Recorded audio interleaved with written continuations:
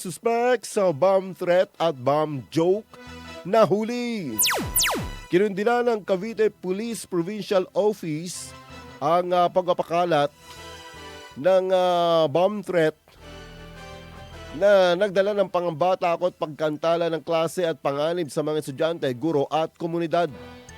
Sa naging resulta ng mabilis na pagkilos ng Bacoor Component City Police Station at ng Cavite Provincial Anti-Cybercrime Response Team, ay natukoy at nahuli ang suspect at nakuha ang importanteng ebidensya.